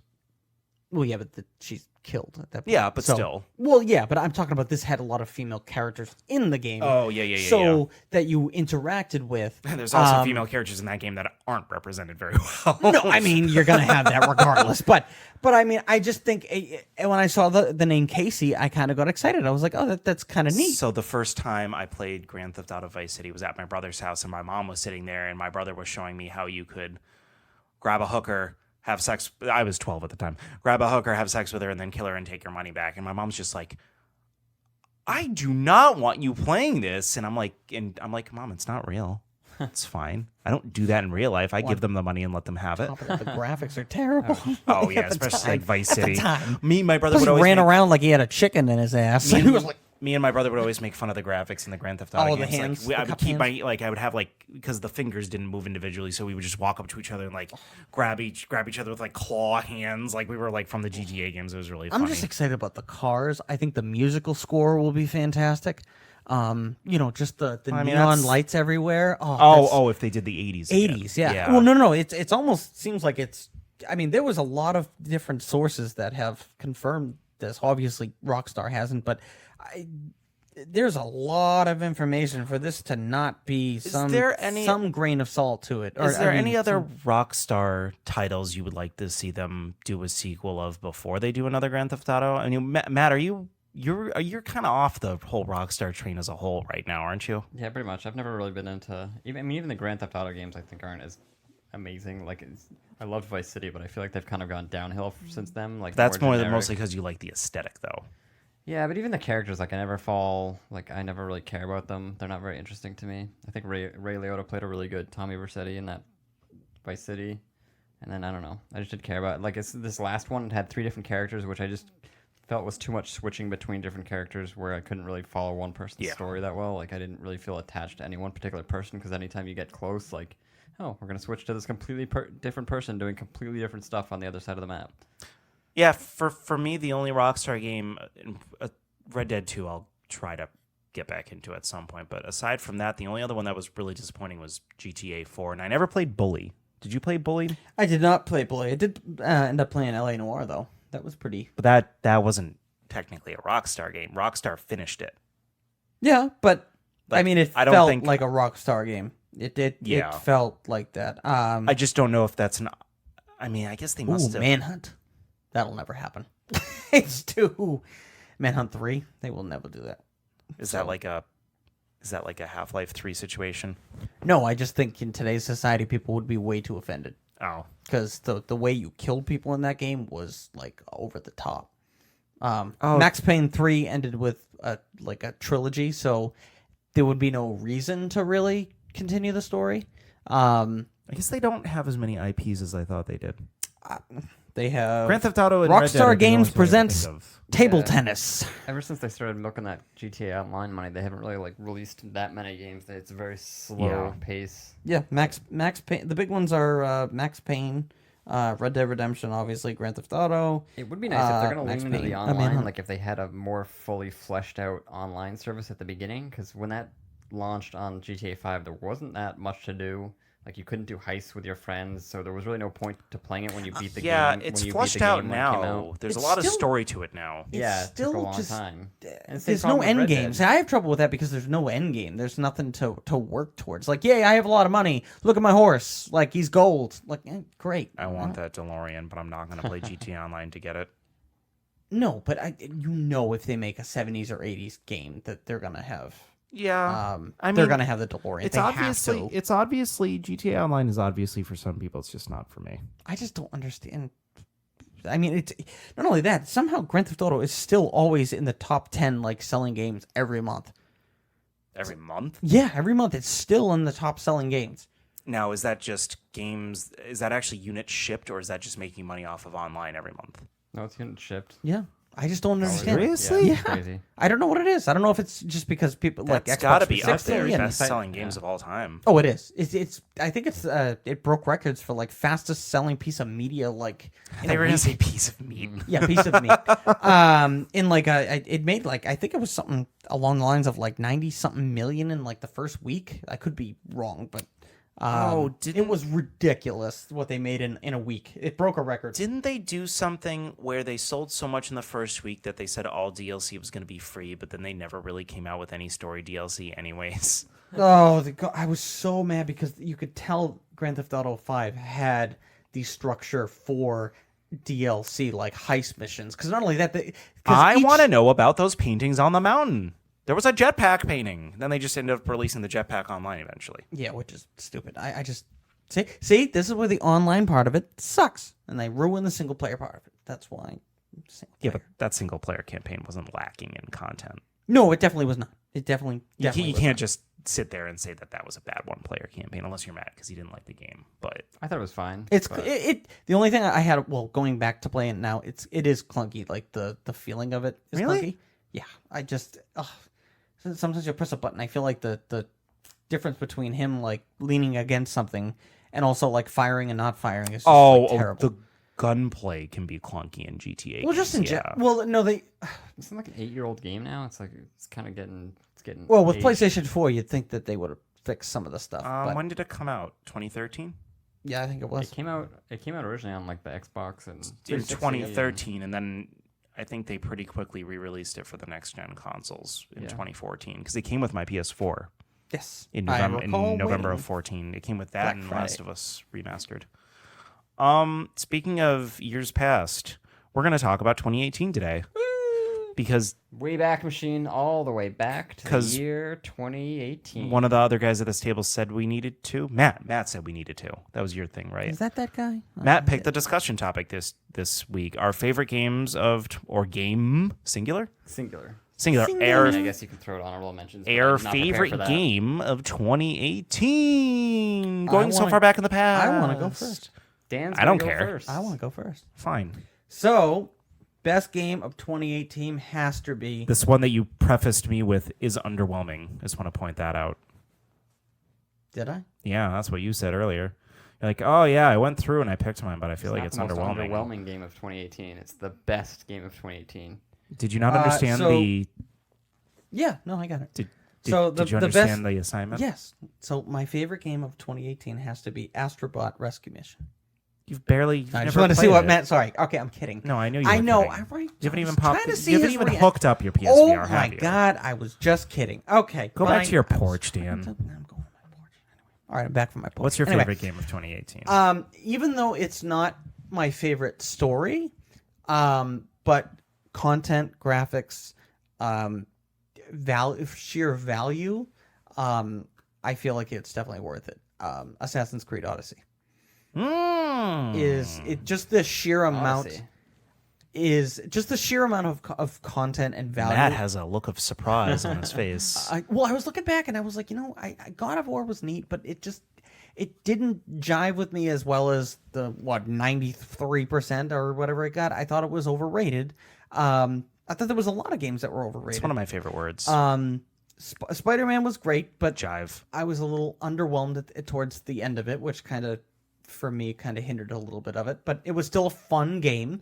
It was still a lot of fun. But I just something about Assassin's Creed. I keep going back, and I feel like with Assassin's Creed, I can play so many different styles. If I want to play with a bow and arrow, I mean, I can do that. And on top of that, I also played 40 hours of it as the male character, and then something about it, I just didn't like the main character, so I was like, you know what, let me switch. And there's not a lot of games that if I give up 40 hours in, that I will just pick it up again and play it again. Some games I'll just give up. This one I didn't, and I've gone even farther. I kind of hit a little bit of a roadblock, but there's still so much content that pops up every day. Like, holy crap! I feel like this Ubisoft is wanting this to be the one game you own for the year. And Yeah, they've been really good about like updating it. It came out in October of last year, and I feel like I'm still seeing posts online about, oh, here's the next big update from Assassin's Creed Odyssey with like all these new weapons and like missions and things like that. Yeah, free, and on top of that, a lot of it's like free DLC, and they've listened to feedback from the players saying like, hey, I want different like loadouts, so that if I'm sneaking into like a big base or something, I want to try and be it sneaky, I'm going to try and increase my sneak, damage and stuff like that. And then, all right, this is like the end of the game. Obviously, I'm not going to have to be sneaky anymore. It's all going to be, beating one gold enemy up after another. So I'm going to try for, damage or something. Like I said, I was just by the sheer amount of content and value that I've gotten for that game. And I haven't paid a single dollar in DLC on top of just the $60. Well, of course, you're not a loser. Yeah, I mean, there's almost too much to do, which is, I There guess, are some probably games. kind of a good problem to have. That like there's almost, it's a little bit too slow with the leveling. There's almost too many islands for you to go to. Yeah, but it's I got DLC confused with microtransactions. That's really a nitpick. Oh, I mean, there are microtransactions in the game if you want, but isn't this the one where they told you could pay more money to level up quicker? Yes. There's kind of obnoxious. Ubisoft in this. Ubisoft is one of those companies that unfortunately suffers from time savers DLC, where, but at least they're not hindering it to the fact that you're not getting like content out of it. Like I said, if you enjoy just walking up and be like, oh, I wonder what's this person's problem, and learning about it, it's fun. Like I said, it's just a ton of content. Yeah, I've enjoyed the time I've played with it. I still plan on going back in and you're playing more of it. It's just things kind of got in the way. Other games came out, and just haven't been in the mood to go back into it. But from what I played, as much as I said it wasn't exactly what I remember from the old Assassin's Creeds, it's definitely different. It's still good. It's still fun in a different way. And on top of that, that is actually one of its best features, is that it doesn't feel like the old Assassin's Creed game, because some of the old Assassin's Creed game, after I replay them, having it go back and forth from like the current period to the past period was just, it kind of broke up the game in a way that was kind of frustrating. Does the gameplay for the past part still hold up though? In the Odyssey? No, the older ones. No, God, no. Because it's just those annoying, like, oh, you need to unlock, like Assassin's Creed 3. I replay because they remastered 3 for PlayStation 4. It's just in the way. It's just I was more talking about Brotherhood or 2. Oh, I just bought the Ezio collection. Let me know. The HD one. I'd like to know if it holds up the gameplay. But I mean, if 3 doesn't, I assume 2 Brotherhood don't. But especially with the old one, where it just felt like a puzzle solving part, and it wasn't even puzzle solving. It was just kind of like, oh, my guy has like that special, like, where I can see like bright lights on the wall and like pictures and stuff. If you already know the story at that point, it's kind of boring, and you're just like, hurry up, I want to get to the I'm the assassin again part. Yeah. So, and Assassin's Creed 3, I'm having that issue again, just because Desmond sucks. he does. Go to hell. So Yeah, I kind of get why you would say like, oh, maybe this is a little underwhelming of a choice, because when you think of top games of 2018, that's not one that comes to mind. It's like I think of God of War and Spider-Man and things like that. But yeah, it was a really fun game. Like, it didn't do anything out of the ordinary, but it did everything really well. Yeah, and I just got excited about with that game. It kind of reminded me of Fallout, where there was so many different parts of Fallout that I was excited about. Like, ooh, I got this urge. I want to go build a town, and then it was, oh, you know what? I really want to work on. I want to work on like leveling up my gear and making it all the same, or I want to work on exploring the outside of the whole map, and that's what this game has. It just has a little bit of everything, and just like you can play it different styles with Fallout, you can do the same thing with Assassin's Creed. I have this urge to like respect all my points and put it back into the bow and try playing it just with the bow and like maybe a dagger or something. So games that give a lot of like customization options to how I want to play the game is what makes it a lot of fun. And I think, like I said, that it is what makes it such a value and such an important game for me for 2018. And I feel like also the excitement for this game, I feel like this is what's getting me even more excited for Watch Dogs Legion, is just the idea to be able to unlock so many different characters. And hey, I want a team of grannies, or I want to I want a team of young guys or whatever. This is what's getting me excited, because Ubisoft tends to take parts of their older game and kind of they know place how it to into the scratch other game. that open world itch. They're really good at that. They do. stuff. They do. Well, they're also very good at, hey, we already have all these assets. Let's reuse as many of them as possible. Yeah. But I haven't, whereas EA, they force everyone to use the Frostbite engine. I haven't heard anybody from Ubisoft complain about that engine, so it might work pretty good. I'm curious, what was the runner-up? Was there a runner-up, or was this like a clear... I mean, it kind of bounced. I'm trying to think. It's Can I just mention now the difference between Matt and Dan? There's one difference. There's what is it? one difference. hair color? From where I'm sitting, which is across the table from Dan, as far away as I can be, I can still feel your voice in the table, vibrating the table. I have a We're passion right for here. video games. You just got have to passion. talk, Dan. I have a passion. I'm right here. I'm sorry. I'm Am I listening. yelling? I'm listening. Oh, I know you're That was a listening. Frasier reference, by the way, for all those young hip kids Yep. listening who know Frasier. Not a Frasier guy. I mean, there is story wise. There's God of War, which was fun. I never hear you really talk about. But that that's game why a lot. I can't pick it. Well, I'm But saying, was there any clear runner-up, anything else you were really like? not really. "Ooh." I actually looked at the 2018 games, and I was trying to find just even a small mini game that I Yeah. liked it. There was some stuff, but 2017 had Hollow Knight didn't come close. Hollow Knight. No, I didn't play a lot of Hollow Knight anyway, okay. and I just got it too. Yeah, I just unfortunately there was not a lot of games that Red Dead Redemption was underwhelming. The story was great, but a game for me for game of the year has to be a game that I was never frustrated with any of the mechanics. Already 2019, I already have Resident Evil 2 as game of the year for me. Yeah. And obviously there are things that can bump it off. But Yeah, there's still a lot of 2019. it to is go. going to be a hard game to pass. Actually, I just saw one that I'm actually disappointed I haven't played yet. Celeste was apparently a lot of people were raving about that, and it's really difficult. But Yeah, I did hear that too. yeah, All right, Matt, talk about Astrobot. What? What? it's What? totally gonna be. I mean, you were listening if you to want the me to talk about Astrobot, I mean, we can actually, talk about Astrobot. you could have said Tetris Effect, and I would have believed you. Tetris Effect is on a lot of people's top list for game of 2018. I know. I do play that game a lot just because it's fun. You can just put it on. What for is Do a you second. own it? Yeah. I didn't know you owned just it. put it on Oh, for I a few totally, minutes. want to try it out. What is it? sometime. Sure. Tetris. It's just like Tetris, VR in Tetris. VR. So and the interesting thing about it is it has really good music in it. So when you drop the blocks, it's made by the same guy that made Lumines and. Oh yeah, yes, those are very cool. so where it's very good your at, movements and stuff make kind you of feel like you're affecting the music that's that is playing. pretty cool. And then you have all the background is actually going around your head, so it's pretty cool. That sounds pretty awesome. But yeah, my goal is for every discussion question that I get to pick, I'm gonna bring it back around to Astrobot as many times as I can and see how long I can get away with that. Well, I don't know how many people listening have PlayStation VR, but if you have PlayStation VR and you don't have Astrobot, you're wasting your life. True. This is true. I have it. I just Astrobot. haven't played it yet. Yeah, so Astrobot came out last year. It is, I think, the best game on VR, period, but definitely my favorite game of 2018.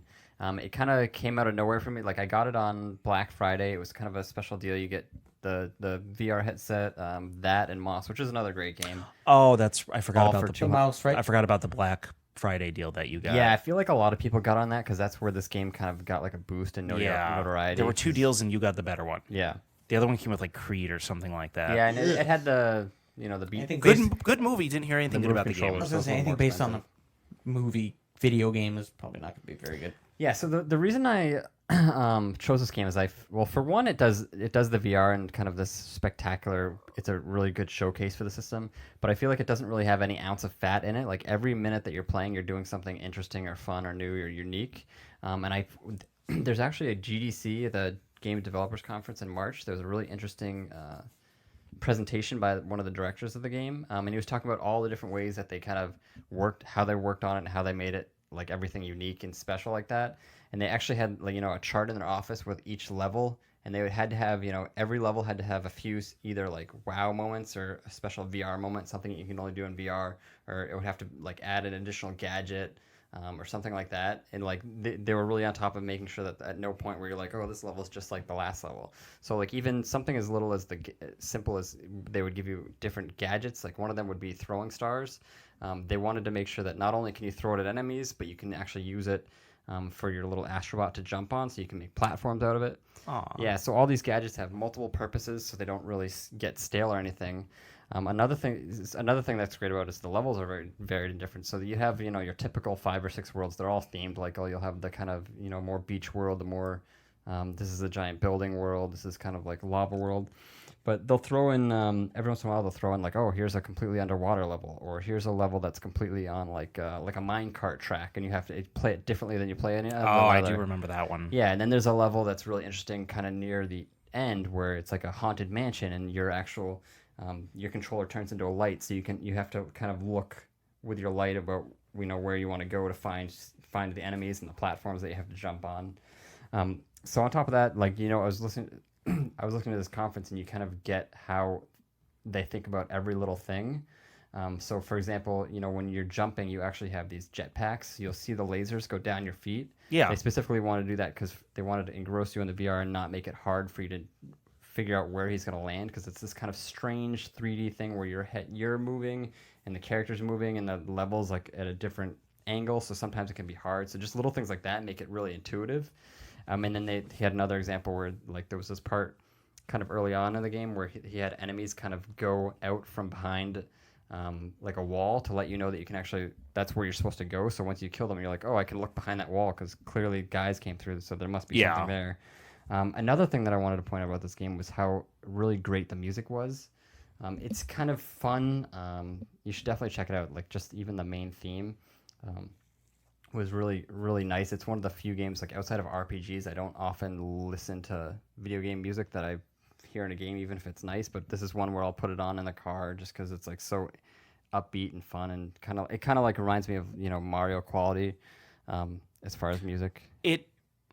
It definitely emphasized this game is all about having fun. Yeah, right down to the detail. It's like it's really just a game where you just kind of want to relax. It's not too stressful. It's just kind of like smiling. You got to do some of these challenges, and they do have at the end of the game when you beat it, there's like a challenge mode with like a challenge related to all the levels. So there's all these different kind of time challenges that can make it, that are kind of for someone that's really trying to do play a little bit of a harder game. And then they had like each of the worlds has these really interesting bosses, and there'll be points like throughout the levels that you play where you'll see the boss like ahead of time, and you'll see like this giant gorilla like move up on a level and like move the platform, and then you'll see him like three levels later when you're fighting him at the boss level. So yeah, I think my favorite part about the game was you could hear like those like really secret hidden bots, but you could hear them, but you couldn't see them. You really had to like look in real life, like look around the crevices. They're kind of like adorable. Of the game. So you got to find the basic premise is it's just like kind of Mario 64, where you got to find stars, but instead of finding stars, you're finding these little these lost astrobot characters, and you can hear them, like Andy just said, like you'll hear them way off in the distance, and they'll be kind of like this cute, adorable little like meow, help me, and like look around and you'll see them, and sometimes they'll be kind of like just kind of funny, like lying on a beach chair, just hanging out on the beach level or something like that, or sometimes they'll be looking like they're in danger or something like that. Sometimes they're like trapped behind like wood, and you have to like. You yourself are a robot, and you have to like smash through things with your head. Yeah, you'll have to smash through things. You'll have to like kick balls. Like there'll be a character that actually kicks a soccer ball at you, and you have to bunt your head to like hit it back at him. Please tell me they're making a sequel. Oh, with the success of this game, there's no way. That would be stupid. Yeah. So, not only that, another like notch in basically their exclusive belt, like for PlayStation. Yeah, in general, not only that. Is this a PSVR exclusive? Yeah, this is a PlayStation exclusive. Made by Sony, so it's like a first party. But he like this character has been around. Like they actually made a demo with this guy Yeah, it came with out the a few character years in ago, it. and people were Yeah, like, and hey, it was you should about make the a full control. game out of that. Basically, they're like bots that live in your controller type of thing. So like if you shut the Which controller, that happens. At the end of the game, they jump into your PlayStation controller. oh, that's Yeah, as kinda you neat. catch them throughout the level, they'll just Yeah, it's jump kinda, right it's into clever, your but controller. You can see on I'm the watching it screen. now. It legit looks like a Mario 64. It looks fantastic. Yeah, it is. I just wish it wasn't such a pain in the butt for myself to hook up the VR, because that looks like this game would be absolutely adorable. Yeah, and just a lot of like adorable, but it has that Mario 64 feel to it where Yeah, exactly. it looks good. It probably sounds fantastic. Very memorable. You can play it over and over. Yeah, But and yeah, it's just, so there's not a ton of games on the PlayStation VR right now that are like, oh, you have to get this, but this is definitely one of them, and it almost kind of justifies the purchase of the system itself, the $200 headset itself. There's some other really great games like Moss, like Tetris, but Doom, I would say this. VFR is pretty good too. I But haven't no, tried but that one yet, but yeah, It's good. You just Resident- move around really weird. But Resident Evil 7 is on VR as well. yeah. But I would recommend yes. if you have this, you should. There's no reason not to get it. Yeah, I mean, I still have to play it. I mean, you have it, so there, you're just always using your PlayStation, so I can never True. play it for myself. But definitely, like from what I've played, it's an amazing game. I love it. It's so much fun. It it's is. I wish more so people unique. because the problem is, so few people have. I mean, a lot of people have PSVR compared to the other VR systems. Oh, it's definitely the dominant like VR Yeah, platform. But it's still like a lot of people that have PlayStation don't have this VR, so they've never really experienced it. They don't really have the option to play this game, which is a little frustrating. 'Cause I Yeah. wish more people would play this. I Like, wanna see wonder it. what- I want more people to know how great this is. I wonder what the ratio of PlayStation VR owners to Astrobot owners. I wonder what the ratio is there. I don't know. I did after hear this that, game like, came there out, was- I bet you it's close to not 1-to-1, but I'm sure it's like maybe 60 or 70%.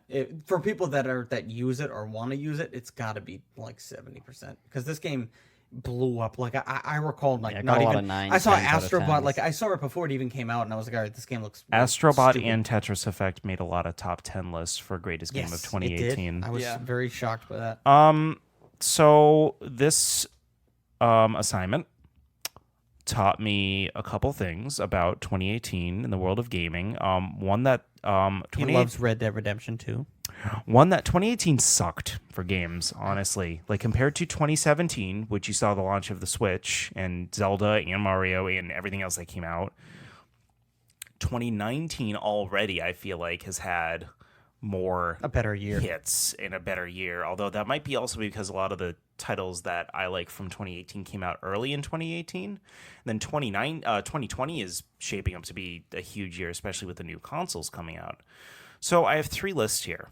3 lists. Okay, hang on. This isn't going to be like a Jesus. whole essay. Favorite game of 2018. Here's 3 games that I didn't play yet from that year that I still want to right. or still need to finish from that year. Hollow Knight, Dead Cells, Monster Hunter World, and Dead Cells is Assassin's great. Creed Odyssey. Because I've played Assassin's Creed Odyssey, but I haven't finished it yet. 1, 2, 3 games that are runners-up for what I wanted to pick for 2018. Spider-Man's a runner-up. Super Smash Bros. Ultimate is a runner-up, and Astrobot was a runner-up. Astrobot. The game I picked is Octopath Traveler Wow. That's interesting. for 2018. Switch. Yeah. Switch. Is Switch? Right. Is this? I thought it was 3DS. It was a only? Switch exclusive. I believe it's coming out. It maybe recently came out on Steam. Yeah. So I'm it- surprised it hasn't come out on PS4, to be honest, because that's like the RPG system. Yeah, I'm not sure like who owns it, if there's some sort of reason that it's not, but yeah. So Square Enix, right? Is that a Square Enix title? Yes. I don't recall. Yes, it's a Square title. So here's the thing: when I forgot that this game even came out in 2018, but when I was looking at the list of 2018 games, this one immediately jumped out as no, that's my favorite game of that year. As much as I loved Spider-Man, and I did really enjoy Spider-Man, I think it has a lot to do with I've played so few side-scrolling 16-bit games over the past few years because most of them just don't look appealing enough to play. I didn't play Dead Cells. I didn't play any of those other indie ones, really, just because I feel like the genre is overdone. Octopath Traveler was just such a different type of one of those games. You could play as 8 different characters. You could switch between them and their stories, and they had voice acting in the game. And it was just, graphically, it was this really weird combination of the 16-bit, but it had a lot of depth to it. Yeah, it's like they modernized that 16-bit. You can kind of look back at Yeah. those games and you're like, oh man, I could never play one of those now. But when you cut all the trimming on it, like you Yeah. get Octopath Traveler Made it and look everything. really sleek. Yeah, it's not like wicked slow or Very heavy on the story. All the characters seemed very different. It was just a very charming, fun game. And I use that word a lot when talking about certain video games, the word charming. And it's the best adjective I can use to describe a game like this, or a game like whatever that game you're playing right now with the Sword Boy. Monster Boy. Yeah, Monster Boy. It's a charming game. That's Yeah. what it is. This one, so I actually didn't even buy this one initially. I borrowed it from Matt, and I brought it on one of my work trips, and I couldn't put it down. I was really, it was the perfect handheld game. I also played in TV mode though, and I just it's which is weird because it is just a turn-based. It's a turn-based RPG, which you may think would get really boring really quickly, but they didn't just do straight turn-based battle. They did change that up a little bit, where you have to find the weaknesses in the monsters that you're fighting in order to actually like do something about it. And you could do different combos and different abilities and stuff like that. It is just, hey, each character has a turn, and then the enemies have their turn. So it is turn-based in that sense. Yeah, But it's kind of cool when you use a weapon that is the enemy's weakness. It'll then display that weapon, so you'll know, like, you don't have to like remember the 7 different types of characters you're fighting, which one's weak against which. So if I fought a dog and I found out the dog is weak to daggers, next time I run into a dog, it'll have that little symbol above it, so I remember it's weak to daggers. I can use that weapon on it, because each character had certain weapons they could use. So also you had 2 different parties you could use. Is it 2 different parties or just one party of 4? I believe it's one party, but So you can switch out the characters. There's and 8 stuff to get characters, more. but you can only use 4 at a time. So really, like, mixing up who you're using at one time with different weapon sets is a good idea. There's a lot of strategy to it. Also, each character had an out of battle ability that I thought was really interesting. Like one of them I could steal from people that are just standing around. Another I could inquire for more information to solve puzzles or solve missions. Another one is I could have someone follow me on my team for a period of time. Like, I thought that was very interesting that each one had like an out of game or out of battle ability. And just, I love the game. I thought it was a great game. Spider-Man came pretty close, but again, I didn't even put God of War on my runner-up list. And that's not to say God of War was a really good game. It just didn't capture me in the same way that it captured other people. Yeah, I loved it. And it wasn't the game's fault. I honestly think people just love graphics. That's it. I feel like Well, that game played really fun too. it did. It felt like a Dark Souls a little bit. The kind of style of combat. It was very like every attack that you did felt like very heavy and weighty. It felt good. Solid game. It felt very good. Just for me, it felt a little too repetitive. It felt repetitive, and it also felt a little too linear. Like I understand they tried to break it up with the they tried. It was to like open it up God with, of like, War the ocean. Uncharted edition. Yeah, so it was very and I actually, well, I mean, I welcome the change. I know it got a lot of flack initially when people saw the gameplay for it. They didn't like the change. Yeah, from and, the again, I don't think it does not deserve. No, the it definitely reviews. deserved it. It's not as much that there's games that I think are bad and games that just didn't grab me the way it grabbed everybody else, and God of War was just one of those games where I think Red Dead Redemption 2 wasn't as good as people were saying it was. Oh, it was highly overrated. But again, that's where I bounce back to. I feel like graphics. It's just unfortunately for a game to win, it's never gonna go to a 16-bit game. It's never gonna go to that like Shovel Knight style or Octopath Traveler, only because people are obsessed with hey, the graphics have to be amazing. Yeah, and hands down, Spider-Man, Red Dead Redemption 2, God of War had the best graphics like on console. Spider-Man, I started noticing the cracks in the surface the more I played the game, especially just like the pedestrians around town. The pedestrians, stuff like that. But like Red Dead Redemption, God of War had some of the best graphics like on console. Period.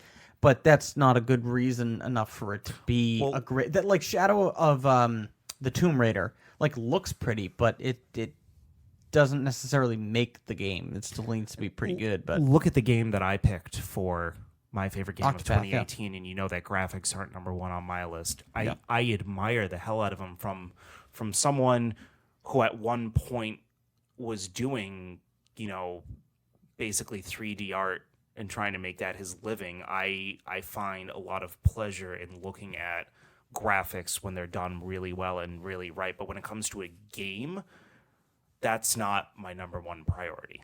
So I want to go back to Octopath for a second Yep. because I really enjoyed that game too. But I had one problem was the overall pacing of the game.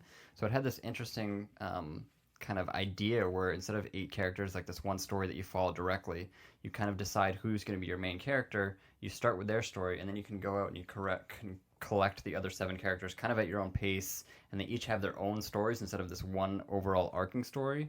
And I just felt like I kept playing the first part of an RPG over and over, like the first 5 hours of an RPG, and then I get to the next guy and I'm going to do the first part of an RPG. So never really built up for me because of my kind of completionist obsession of getting everything. I wanted to do everything at the first level and then do everyone, because it seems like it's kind of every character is broken down into 3 acts. So I wanted to do the first act with every character and then move on. So did you ever kind of get like, oh, I just want to get to the next part? Like, No, this is just too no, because I was early really on. interested in each character, but also the next thing I was about to do in the game was actually veer off, because what it does is it'll show you where you have to go for each person's next part of their story, but it'll also show you a recommended level. So depending on what level I was at, I'm like, hey, I can actually go and do this person's second part of the story instead of going all the way north and around to get the other 3 characters. So I was actually going to veer off and just do the second part of the story before I even get the other characters. Yeah, it's probably a I smart understand the idea. mentality, though. I mean, I'm the same way. Like, I got all 120 shrines in Zelda for a reason. Yeah. So I have the completionist mentality. I platinum games too. Not if they're dumb, but like if it's Doable. feelable, And it doesn't like feel out if of the way. feelable, that's not a word. If it feels like I can do it, pretty easily, I'll definitely try. I was actually going to mention this I'm just thinking of this now, back when we were talking about Mario Maker 2, I think Switch could probably go for a system like that, like a trophy system or a challenge system or something like that. Because I think Mario Maker 2 would make a good game for that, like just the trophy system or the achievement system. Yeah, it'd be nice. Adding if it into the Nintendo- Switch, adding No, it just into Nintendo. achievements in general would be Yeah, a smart idea. that's what I for mean. The Switch. Not a just- challenge system, sorry. I meant like a achievement system. Oh, absolutely. Hands down. I don't know why they just haven't, but Nintendo's just so stubborn. They won't take any of the good ideas. Like as soon as Xbox made those achievements, like what was it, like a year or 2 later, PlayStation was like, "Oh, we have all those now. They're trophies. They're cooler. You can get a Yeah. platinum." And also, as soon as Nintendo made the Mii's, Xbox is like, we got avatars now too, and they're way better, and they were way. and PlayStation was like, "These are stupid." Like, just have an avatar of a random picker that you like. Yeah, but that's it for today's show. Boys, men, where can people find you? You can find me on Twitter on Matt Talks Games. That's the end of me. And for me, Dan, you can find me on Twitter at Game Review Guy. The most popular person at the table, if we're going by Twitter followers. That doesn't mean anything. Oh, I mean, it means something. You've been on the Twitter game for a long time now. I mean, you've built up kind of a community there, I'd say. I try to. I just want people to talk to me, engage. That's why every now and then when I get somebody that talks to me, like the whiz kid from... Dan Except- is so lonely. Please talk to him. Yeah, please talk to me. No. You can find me at Highly and Andy on the Twitter. And you can also see me on that other show that I swear that I still do, called A Link Between Zeldas. I know that I've been saying that 3 weeks in a row that I've been meaning to do another episode, but I have it all written out. I'm going to be recording it this weekend for sure. And I'll talk more about consistency of that show on that show. You can find this podcast, as I said earlier, at Manabar Podcast on Twitter. And feel free to email us at manabarpodcast@gmail.com. Again, if you're while listening on YouTube, please like and subscribe. If you're listening on a podcast source, a review goes a long way. And tell your friends, because we're still trying to grow. We're still getting into the groove of this podcast thing. And, we're still trying to find our voice. But I think we get closer every week. And with that, this is the Trophy Hunter, the Collector, and the Bargain Bin Gamer logging off.